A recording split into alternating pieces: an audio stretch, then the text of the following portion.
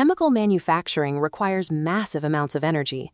Every day, continuous processes demand millions of gallons of cooling water and thousands of tons of high-pressure steam. Operating these thermal utilities represents a significant portion of a facility's daily expenses. Traditionally, process engineers often treated heating and cooling as isolated problems. If a chemical stream needed to boil, they piped in external steam. If a product needed to cool before storage, they pumped in external water. While this meets the immediate temperature requirements, it bypasses the energy already moving through the system. Pinch technology offers a systematic alternative. Instead of relying entirely on external boilers and cooling powers, it mathematically maps how process streams can trade heat directly with one another. By routing a hot product stream through a heat exchanger to warm up an incoming cold feed, a plant simultaneously reduces its requirement for both external steam and external cooling water. Improving this internal heat recovery helps lower the energy intensity of the process, providing a path toward more sustainable operation and reduced carbon emissions. To understand how engineers optimize these networks, we can look at a case study involving just two streams, a hot stream that needs to be cooled and a cold stream that needs to be heated. The hot stream leaves a reactor at 180 degrees Celsius and needs to drop to 60 degrees.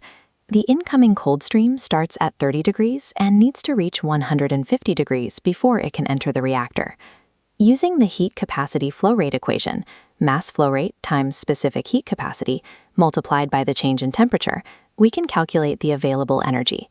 The hot stream will release 240 kilowatts of thermal energy. Applying the same calculation to the cold stream shows it requires 180 kilowatts of energy to reach its target of 150 degrees. On paper, the solution looks simple. Since 240 kilowatts is greater than 180, the hot stream appears to have more than enough total energy to fulfill the cold stream's needs without any outside help. However, if we attempt to connect these streams with a single heat exchanger, the design fails. As the hot stream cools toward its target of 60 degrees, it eventually becomes colder than the target of the stream it is supposed to be heating.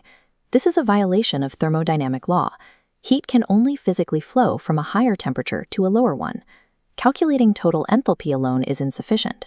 To design a functional network, engineers must map temperature feasibility to find the actual bottlenecks in the process. The core constraint in these designs is delta T min, the minimum allowable temperature difference.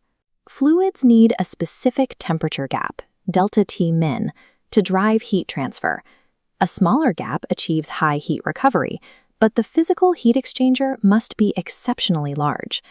A larger gap allows smaller equipment, but requires more external steam and cooling water. The value of delta T min represents a direct compromise between upfront capital investment and long-term utility costs. While analyzing just two streams is manageable, a modern full-scale chemical plant involves dozens of overlapping hot and cold flows.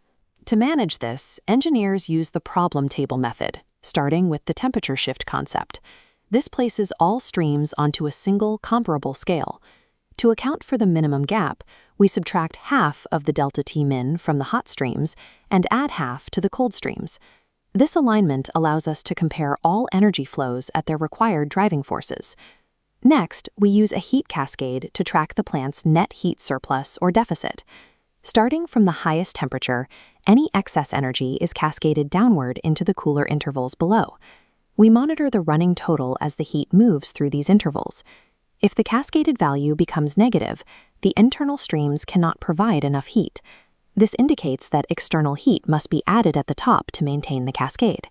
This powerful algorithm mathematically proves exactly where the chemical process requires external thermal intervention to completely satisfy its physical and thermodynamic requirements. Once we add the minimum amount of hot utility, we find a point where the cascade value hits exactly zero. This is the pinch point. This is the most restricted point in the system. The pinch point divides the entire process into two autonomous thermodynamic zones, above the pinch and below the pinch. 3 rules ensure efficiency. Rule 1, never transfer heat across the pinch. Rule 2, above the pinch is a heat deficit. Never use cooling water here. Rule 3, below the pinch is a heat surplus. Never use external steam here. Violating these fundamental rules increases the total external energy requirements. turning an optimized plant into a highly wasteful one. While the cascade provides the numerical targets, engineers use graphical tools to see how these streams interact across the entire plant. These graphical tools are called composite curves. By plotting temperature against enthalpy, we combine all hot streams into a single red curve representing the total available heat in the system. Similarly, all cold streams are combined into one blue curve, representing the total heat required. By shifting the curves horizontally, we can see how much heat can be recovered. The closer the curves are, the more energy is traded internally.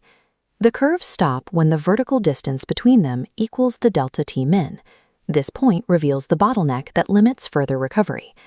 These curves allow engineers to visualize the physical constraints of the plant, preventing the feasibility errors we saw with the enthalpy paradox.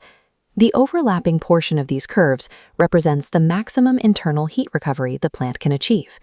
The sections that do not overlap, the tails at the top and bottom, represent the absolute minimum amount of external utility required. These targets dictate a minimum amount of steam and cooling water the plant will need to purchase. Total heat available does not equal total heat recoverable. By identifying the pinch point, engineers can determine the thermodynamic limits of a plant's heat integration.